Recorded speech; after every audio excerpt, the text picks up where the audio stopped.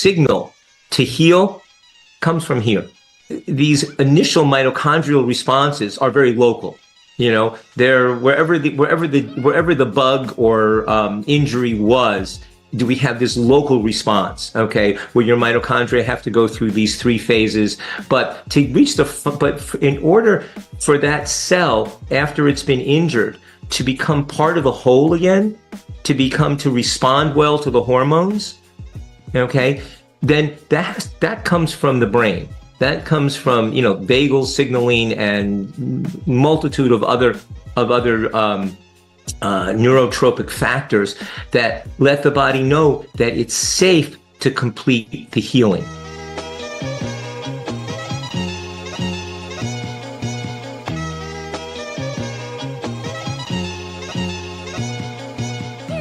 Hello, everybody. This is Dr. Kevin Connors. Welcome to another episode of Connors Clinic Live. Today, I have Dr. Eric Gordon on with me. He interviewed me on a summit a while back, and we kind of hit it off, and I thought it'd be great to have him on and explain what he does in his practice. So let's jump right into this. Doctor, tell us, where you practice and how people could get a hold of you. Give us that to begin with. Yeah. Our office is in San Rafael, California, just north of San Francisco. And, we have a website, gordonmedical.com. And if anybody's interested, there's a little thing that says, I think it's info at just a little button to press. And, they can get a chance to talk to some of my staff, and we'll explain to them, how we work. Because we'll talk a little bit about that, but it's a little bit different than the average practice. Just, medicine has evolved, or put it like I say, it hasn't really evolved much. Medicine devolved. Well, because in the not too the old days, how most people practice medicine is you come in and you tell your story, and you say the right word, and the doctor goes, "Oh, okay, you have arthritis, you have hypertension, you have diabetes, you have back pain." And then they have their 3 or 4 treatments. And that's, not the best way to do medicine, but it works for acute problems, and that's how medicine has developed, is acute illness, injury, and it does a great job for acute injuries. As we all know, in modern medicine, if you have a broken leg, a heart attack, God forbid, a car accident, we can do miracles, at keeping you alive. But most of the people that I know that go to see you and come to see me are people who have problems that have lasted a little longer, have been going on for quite a while, and those problems are not as amenable to the quick fix. Here, take this, and cover up the symptoms, make the symptoms tolerable for a few weeks until the body can recover. Because that's really what the trick is that most things do get better by themselves within 6 weeks to 3 months. The body can heal, and we depend on that in medicine. And most of our treatments are Band-Aid treatments, that just allow the system to, get enough time to actually finish the healing process. Because the healing process isn't always so comfortable.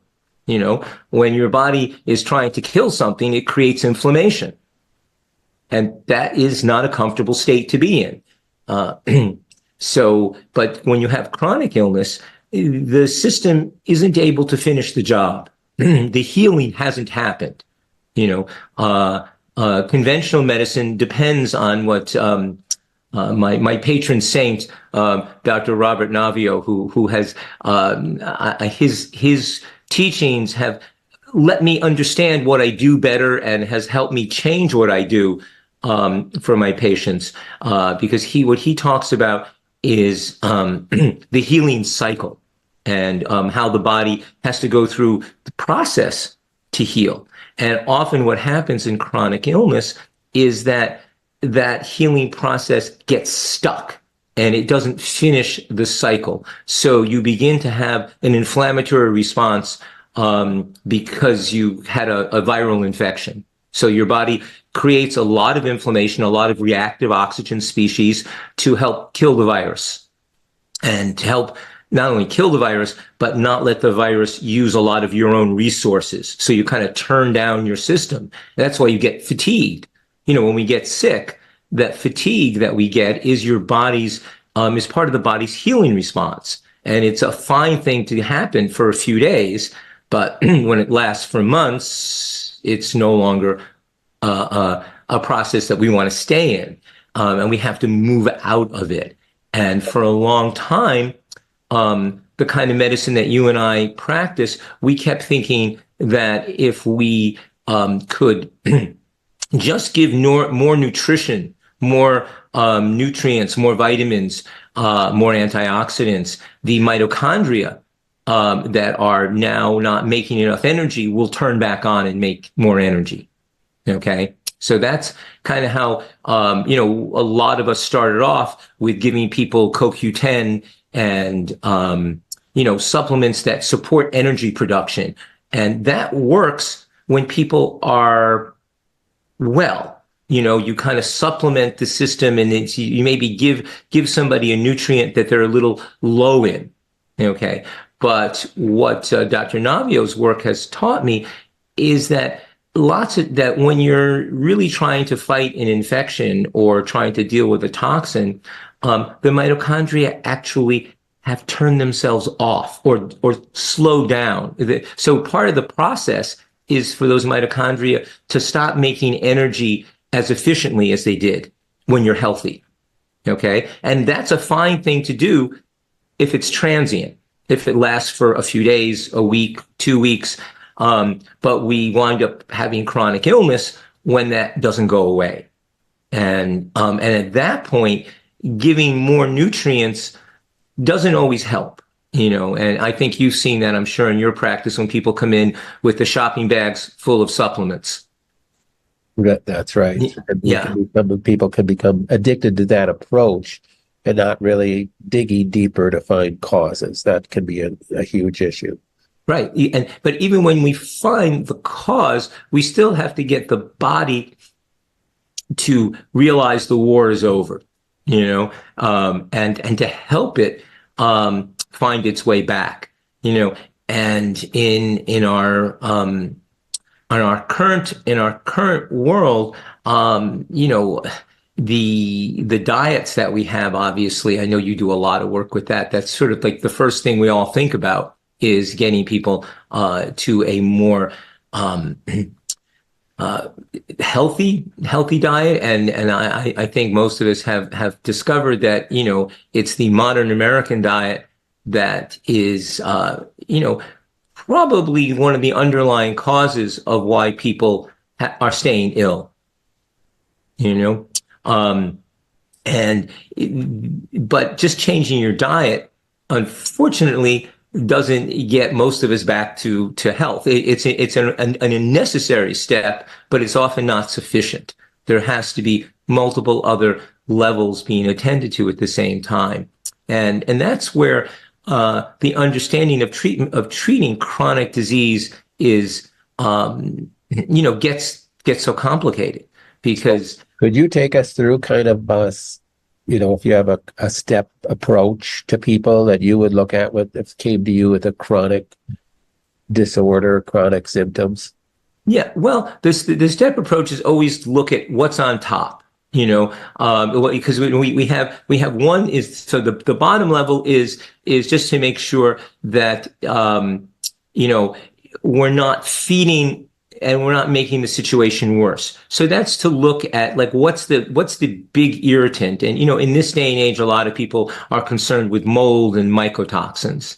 That seems to be a big thing. And it is for a lot of people. And this is where the looking at it from multiple perspectives is that, yes, when you have, the person who comes in and has been sick for, a few years, usually often, sometimes decades, And, you can see as you listen to their story, that, perhaps there was an infection along the way. I mean, many times it can be a chronic infection. People have had, mono or Epstein-Barr earlier in life and maybe never fully recovered, or maybe they had it, they were sick for a lot longer than we'd like to see them sick, but they recovered. And then a few years later, they had some big stresses in life, and again had a little dip in energy. And then maybe they traveled and picked up some parasites that their body wasn't used to. A lot of the people that I see have had episodes of tick-borne disease along the way. And each one of these things in itself can sometimes cause chronic illness, but usually there are all these there. And then their body becomes less able to deal with the exposures that are normal, like mycotoxins, for instance. Mold, we co-evolved with molds. It's always been part of the environment. Most people can deal with them. And that's what makes life so frustrating for patients, is that they'll be living in the same household, and maybe they're the only ones who are really sick. Maybe the other people in the house, maybe they get a little stuffy nose or a little headache now and then, but one person is just not able to function. They have a lot of pain. That is hard for a lot of people to understand, that if mold is my issue, why isn't everybody else in my house sick? And you have to explain that, well, that might just be your trigger. So other people don't have other people in your household don't have the same underlying issues. Therefore, the exposure to, mycotoxins is not a trigger to them. It's not necessarily healthy, but it's not triggering an underlying disorder. Right. Because we're able to compensate from most of these things. I mean, because I said we evolved with bacteria and viruses and molds. We got here all together, and we often can live quite happily with all these things. But once and this is where the individuality comes through. It's so important. Is in some people, it is a particular maybe genetic weakness and not even a weakness, just something that in one environment is helpful for survival, but in another environment isn't. We see this. Thinking of like a lot of the problems with methylation. There are people who some of the methylation SNPs actually might be protective if you're exposed to malaria, but if you're not, and you have these same SNPs, they can cause problems because your body hasn't developed the ability to compensate. So when you have mycotoxins, for instance, we know we have to remove you from that environment, because if you keep having constant exposure, your body's going to keep reacting.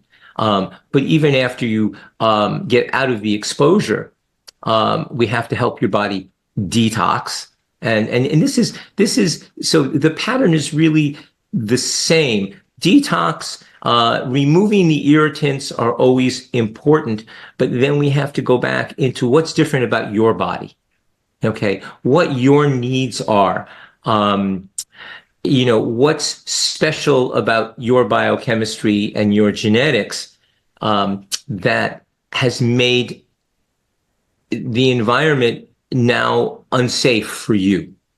So this is what it's like pickup sticks. So, we know the basics, which is we have to remove the overt toxins. So if you're eating, bad food, if you're somebody who starts the day off with a hefty glass of orange juice, and then are eating a lot of high sugar foods throughout the day, there's a good chance that you are going to be stressing your liver all the time, and stressing and actually turning off your mitochondria, as a, because I have to say, I'm going to digressing a little bit. One of the areas that has caught my attention for the last few years a lot is this, the effect of fructose on metabolism, and how it can slow down our mitochondria and make it more inefficient, and eventually help us develop a fatty liver, which makes the liver less able to detox.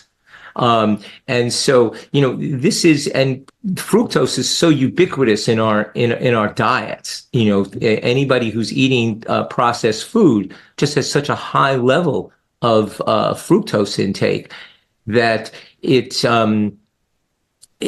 just inhibits your liver's ability to deal with the rest of the stuff that you have to deal with. And the thing I like about this issue of fructose, I think it's a good way for people to understand that things that make us sick are not always bad.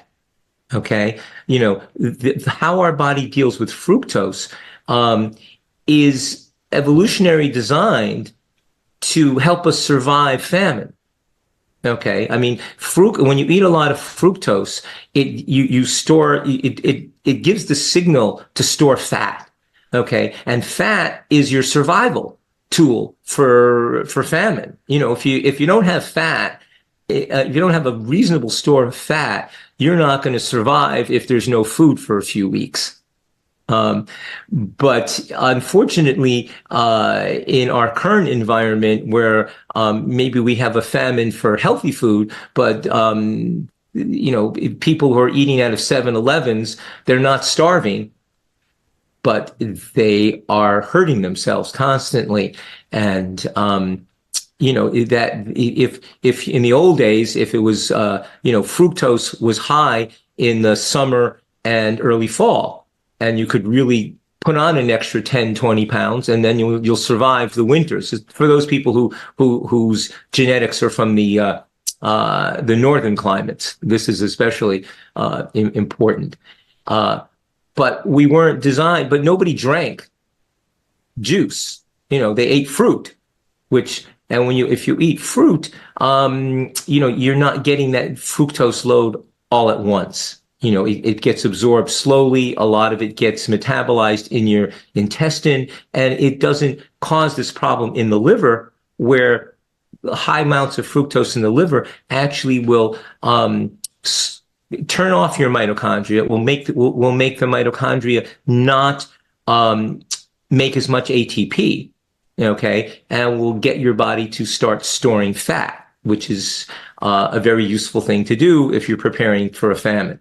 Unfortunately, when you're living in America, that just gets you to get heavier and set yourself up for chronic illness. And most of the chronic illnesses, we tend, at least in my practice, I tend to deal with the chronic illnesses of infections, but the chronic illnesses that many people have, such as diabetes and hypertension and coronary artery disease and even cancers, are probably triggered by the accumulation of fat in the liver and in the body, and slowing down your liver detox abilities, because your liver just has less energy.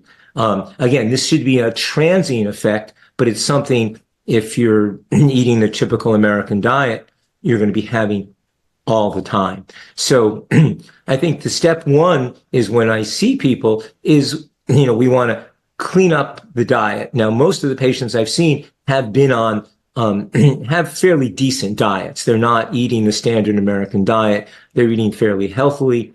But we still have to watch it, because a lot of people like their morning smoothies. And I think that's when it's green juices, probably not an issue. But when they're throwing bananas and fruit in there, I think they get too much fructose right off the bat. And that will affect the liver. And I guess I keep talking about the liver because the poor liver, it gets overworked. And when you have, when your liver isn't happy, anytime your gut isn't happy, your brain is going to go.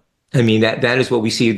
So much of the brain fog that we see in people is related to toxins from the diet and from the abnormal gut flora, which develops from eating not enough of healthy foods, and we have this gut that's inflamed, that gets a little leaky and allows too many toxins to get into the liver. The liver then has to deal with them, and if the liver is fatty and is not dealing well with them, then your brain has to deal with them, and then you feel worse. So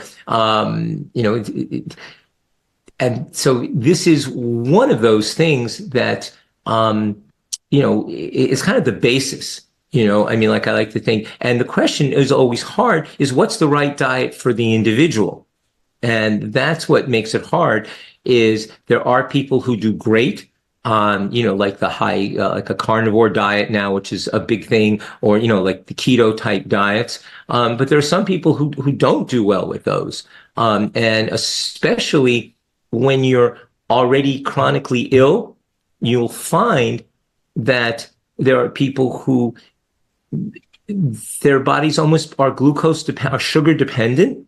They don't feel well. I mean, if they try to eat a high protein diet or a high fat diet, they're even more fatigued. They really need a little sugar. And the reason is because their mitochondria have been damaged. I shouldn't say damaged because that's not the right word. Their mitochondria have changed. I think that's the most important teaching of Dr. Navio is that rarely do people with chronic illness have a damaged mitochondria. They just have a mitochondria that are now in a state that they're no longer really using their electron transport chain. I guess a simple way. Do you have a way to test for this? Do you test patients, or do you mainly just suggest, based upon their history, trying different diets to see what works best for them? Well, yeah, it's mostly at this point. There are some tests, but like one of the simple tests is to look at the pyruvate and lactate. If your lactic acid is high relative to your pyruvate, well, your mitochondria are not burning sugar, are not burning, are not able to process, protein and fat as well as they should. Okay, because at that point the mitochondria are turned down, and the reason the lactic acid is high is because most of your metabolism is happening in the cytosol, in the sort of like the gunky, the inside the cell, not in the mitochondria. The mitochondria are a little organelle inside your cell. Sure. So yeah, so you're just burning glucose, and when you make pyruvate, that has to be moved into the it goes to acetyl-CoA and gets moved into the mitochondria where it's used in the electron transport chain. But if that doesn't happen, your body just if the mitochondria aren't accepting that, you wind up just burning glucose and making lactate, and that works. It's how our bodies. It's what our body does in an emergency. And it's a very efficient source of energy. But it's not something that allows you to rebuild your tissues well. It allows you to survive. So when you look at a person, I think people will just tell you is that, I try to eat healthy, but I'm more and more tired. The only thing that makes me feel a little alive for a minute is if I have some carbs, and then I can at least get a few hours of feeling a little better, and then I crash. Uh-huh. So those people we know are stuck in a state of chronic inflammation. Okay, so let me just help. I think let me explain this a little bit. I'll try to make it very simple. But so your mitochondria have three. They function. Well, they have three different forms, actually. Okay. So when you're functioning well and in good energy, your mitochondria are strung together, like one, they just tail to tail. They often have, they're like little filaments. They're, hundreds of mitochondria strung together. Okay. And in that form, they're burning protein and fat, and they're making ATP. Okay, they're using your electron transport chain. They're making ATP really well. Okay, but so that's when everything is working well, and we call that that's the normal, the M2 form. But let's say you have an acute event in your body, you have an injury or an infection. When that cell that is sensing the danger, okay, the mitochondria in that cell initially will kind of turn down that electron transport chain. And so then the cell has to just burn the glucose and it winds up being going into lactic acid. And the mitochondria take ATP and put it on the cell surface, okay, as a signaling molecule. It signals danger, okay? It signals attention. And how much it puts out tells you how big of a problem it is. A few more molecules of ATP on the surface just says, attention, there's something happening here. A lot says that the cell has got a real problem, like there's a virus or there's a bacteria. Something is in here and it's using up our resources, and we're going to fight it by increasing oxidative stress in the cell. Because normally the mitochondria uses up your oxygen. That's the part of the cell that uses oxygen to make water right after you make ATP. So you actually make water inside your body. In fact, I think that's one of the reasons that people who are chronically ill often are chronically dehydrated. They just feel like they don't have enough water. They're always drinking, but it's not helping them. It's because they're not making water inside the cell where you really need it. So anyways, but this is the first step. This is the M1. The M1 form of mitochondria is where those long strings of mitochondria have broken apart, and they're now like individual mitochondria. They're not hanging together in chains. And when they're doing that, they are not making a lot of ATP at that point. Now, luckily, this should be transient. This should last hours to a day or two. And then they begin to make more ATP, but they're still not making as much as they used to, because this is the time when your cell is healing. And then in the third step, the mitochondria go back to the normal form, and the cell heals, and the cell membrane is restored to normal, and you have really good communication. And in chronically ill people, we see parts of their body can be stuck in each one of these places. Sometimes you have parts of your body that's stuck in chronic, that first step where there's just inflammation. So in that point, your mitochondria are not making a lot of ATP for energy. They're not making a lot of water. They're not using up the oxygen. And you have a lot of reactive oxygen species, reactive oxygen chemicals in the cell. Okay. And that should give the cell the signal to start making lots of antioxidants and turn this whole thing down. I think because it cycles. Okay, so that when we're normally repairing ourselves, this cycle happens very quickly. So you go to sleep at night, and you'll turn on this system. If you have a cell that's a little not so healthy, you'll turn on this system, and it'll stress the cell, and it'll try to heal. Okay, and the cell will either die or heal, and it'll be fine. You'll wake up in the morning, you'll have healthy new cells, or you'll have gotten rid of some bad ones. But when you have a chronic infection, you're having some of your cells, and that's the thing. This is happening only in some of the body at one time. If it happened in your whole body at once, you would be severely ill and be in the hospital. Okay, but when it's happening only a small fraction of cells, it can just make you feel not as energetic as you should be. So here you are with these three stages. That first stage is the acute stage when you're trying to kill something or really, like not let a toxin get into the whole body. So like your cell is trying to detoxify it right there. Okay, that's step one. Step two is when the cell is now repairing. Okay. And step three is when it finishes the repair and it starts communicating normally with these cells around it. And you can have cells in your liver or in any organ that are stuck in any one of these phases. And we all do. And that's what aging is probably, is we accumulate more and more cells that are stuck in these various stages. So the question is, how do we get out of this? And that's, we have to let the body know that it's safe to heal.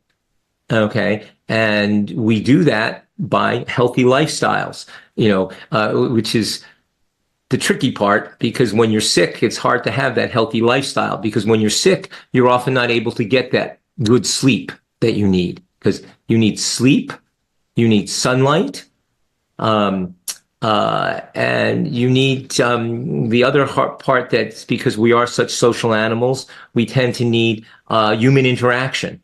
That really, it's these meta signals that help let the individual cells know that it's the right time to heal, to be able to complete healing. So I think I have to unpack that. That was a whole lot of ideas, but I'm feeling that it might be overwhelming.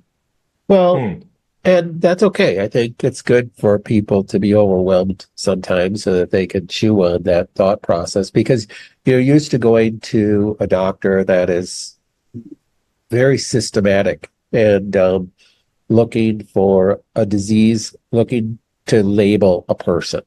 And this is what your problem is. It's this diagnosis, and slap that label on a person. And that can just be dangerous because, everything you're talking about, I think you'd add in stress levels that cause issues as well.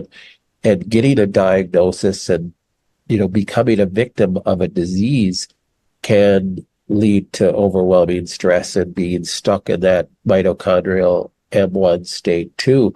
And it is cyclical. And I think you alluded to that you do have to just kind of disconnect from your current lifestyle that has led you to where you are, and then really reassess everything as best you possibly can and get back to the way God created us to be as best we possibly can. It's a process, right?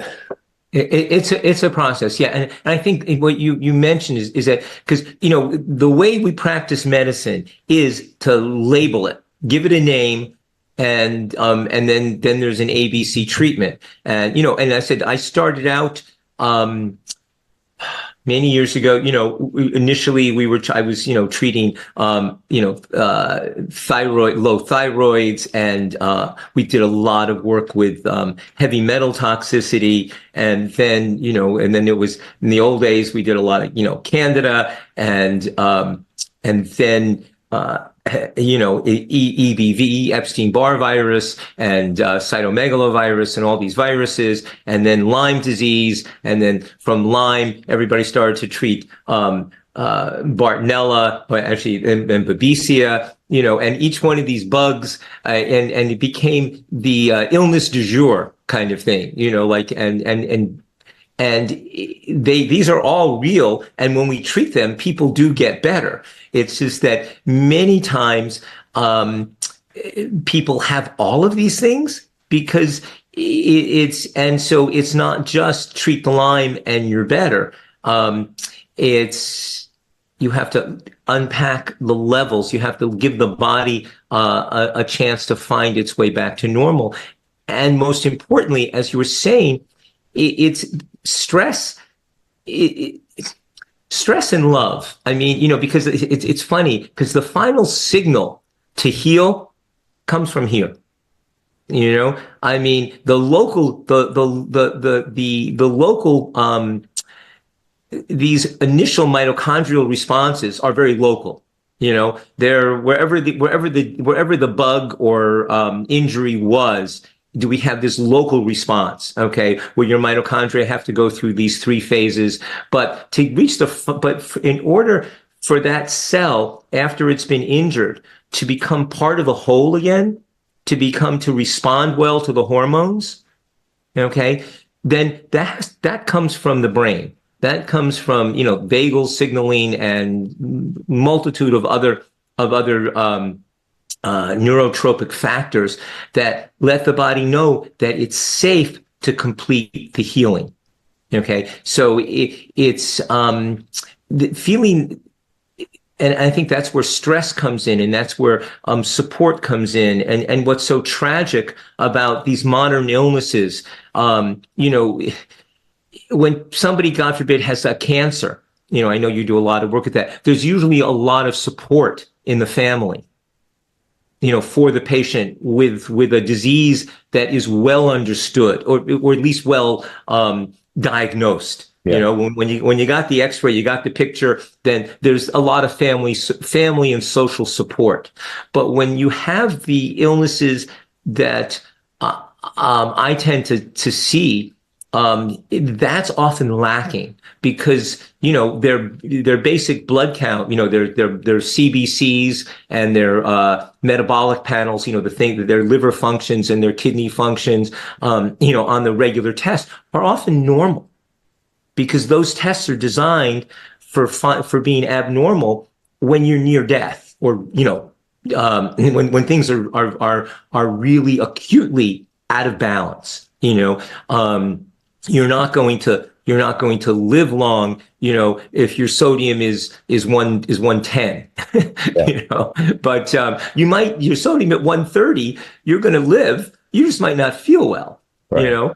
But you don't get a lot of respect if you don't feel well and your blood tests are basically normal, at least the ones that conventional doctors look at.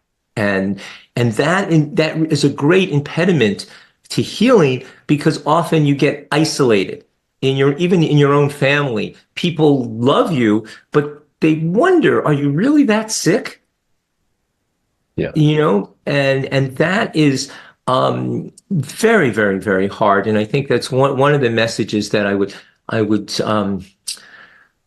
don't, it's hard to say until people either experience an illness where they have normal numbers and they really feel terrible, or they actually will. There's enough testing that we have now that's more subtle that can show imbalances in cytokines and some of the inflammatory chemicals that the body makes, that we can, and when we look at the measurements of what we call the innate immune system, we can then show that these people who have otherwise normal numbers are in fact ill. But conventional doctors aren't trained to look at these things. No. Well, you've touched on a lot of things here, dealing with people with chronic disease, so many that have been told that they're crazy, that they just need to get on an anti-anxiety, and how many people are on some drug like that are not really dealing with some of the issues that you talked about. I guess this is a good time to close.